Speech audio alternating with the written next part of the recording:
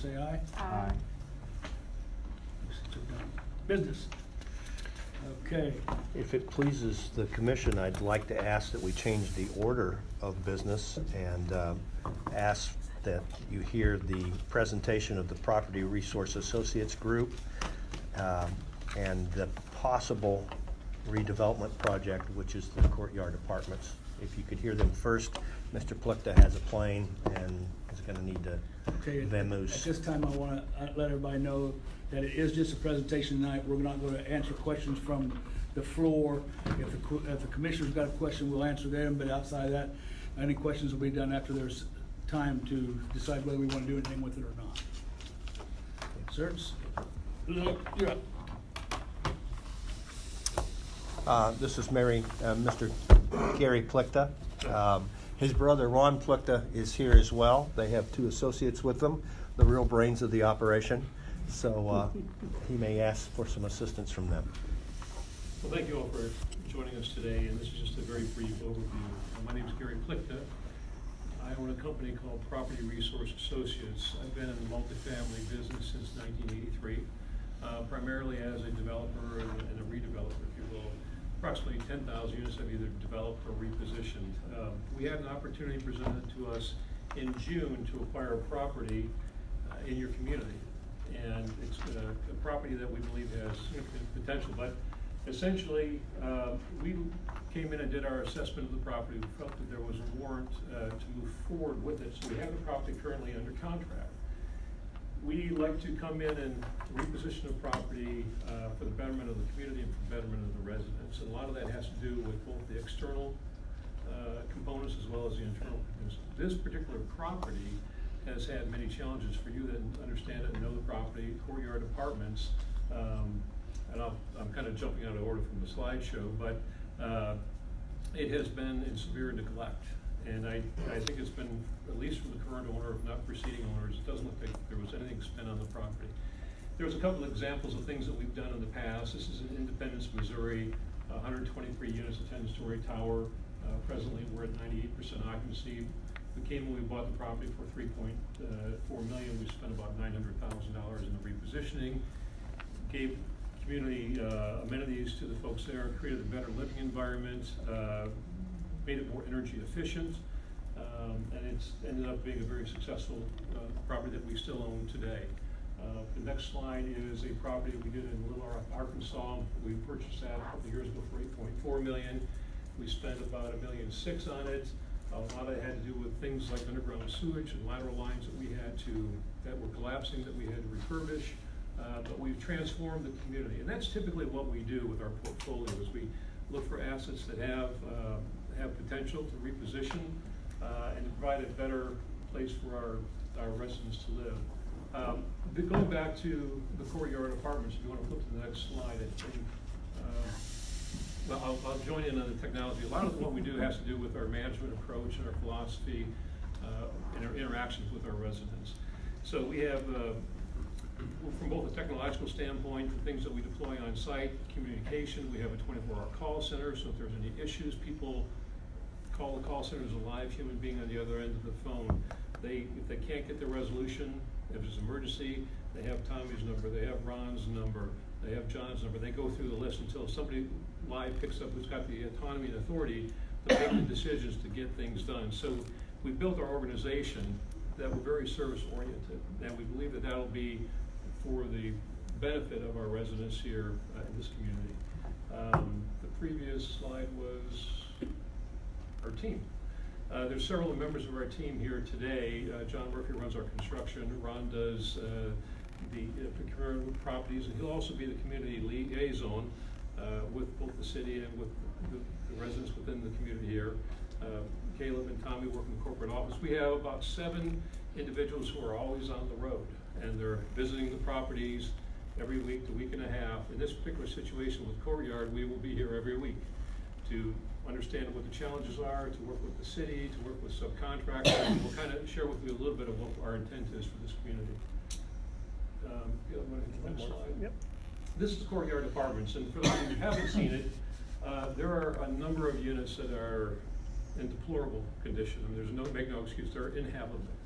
And the ones that are habitable are challenged. There is mildew and rot and mold, and you know, we could go on and on. There's sewer backups. These are things that became known to us after we put the property under contract. When we first came out, we looked at the community and we looked at the exterior, and we were limited in terms of the number of units they would actually show us. And I don't know if that was by design or just by, you know, by whatever the reason was.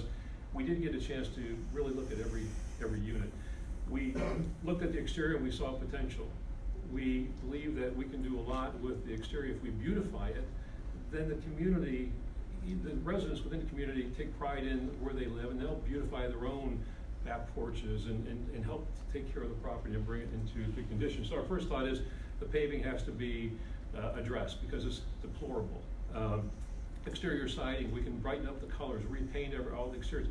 Energy efficiency, new windows across the board, you know, thermal windows just for energy efficiency so that the residents, we can lower their cost. Talk about the foyers. I don't know if we have any pictures of the foyers, but you know, some are okay, but a lot of them are in very weak condition. We wanted to upgrade that. We put the property under contract. We decided that we would spend, our initial budget was about $850,000 roughly. Some of that went to HVAC, some of it went back to the interior rehabs. We thought there was 17 that had to be rehab. There's a lot more than 17. And so, again, with the window replacements, that was in the parking and security cameras. We had always envisioned putting cameras in to this community. That was our original budget. Put under contract, walked through, did 100% walkthrough. We had 7 people here for 3 or 4 days. We walked through this community, every single unit, and we realized the problem was twice the price. To bring all these units back up was going to be more around the $1.8 million range versus the 800,000.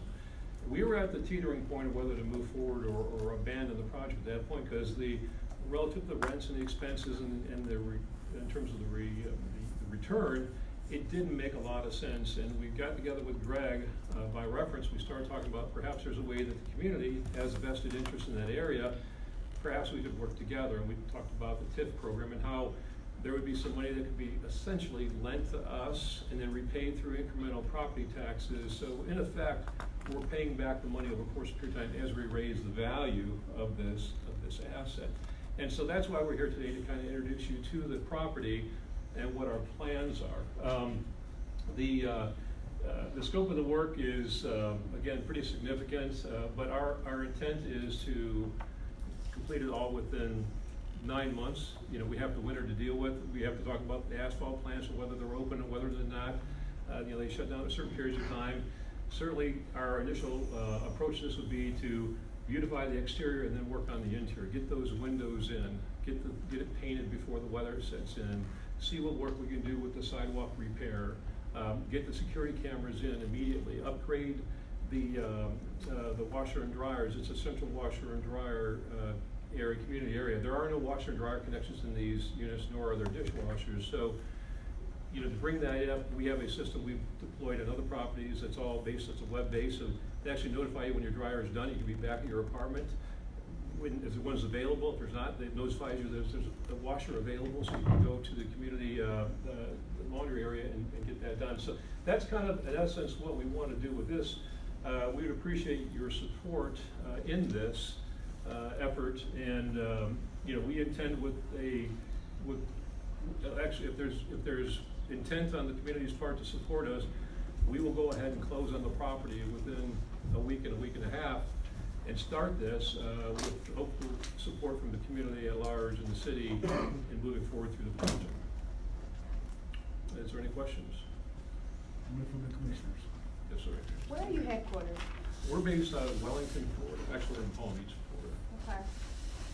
But we've got communities in Missouri, we've got communities in Michigan, we've got 5 communities in southern Illinois, in Kentucky. We're pretty much the eastern seaboard.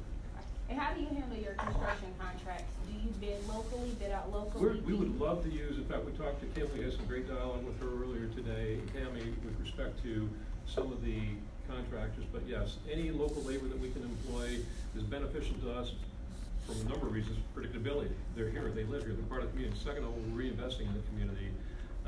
We'd like to recruit some of these people to be our residents with us as things go on. So there's benefits to that, but yes, it'll be mostly all local labor and subcontract. What about the current residents that still live there? What would be? Current residents, we'd love for them to stay on in the program. We'll work around them as we do this, you know, as we reposition the property. If we have no intent to displace people, other than those who may be delinquent on the rent or not abiding to their lease. Those are issues that we'd have to reconcile with each one of them, but the intent is to leave everybody in place. The occupancy is not that strong in this community. Obviously, with all these number of units that are down, we call them down because they're not habitable, we have plenty to work on, and then we can move people around as we see fit.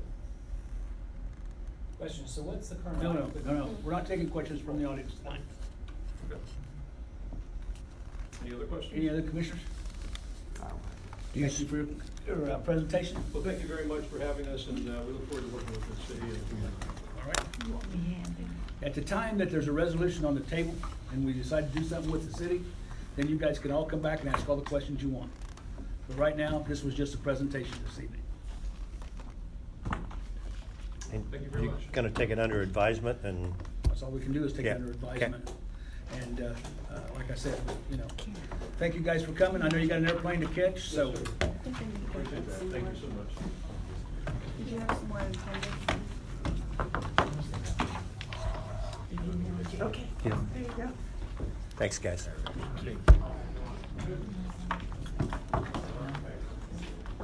Commissioners, you ready to go on to the And that next was sent part? to all the commissioners.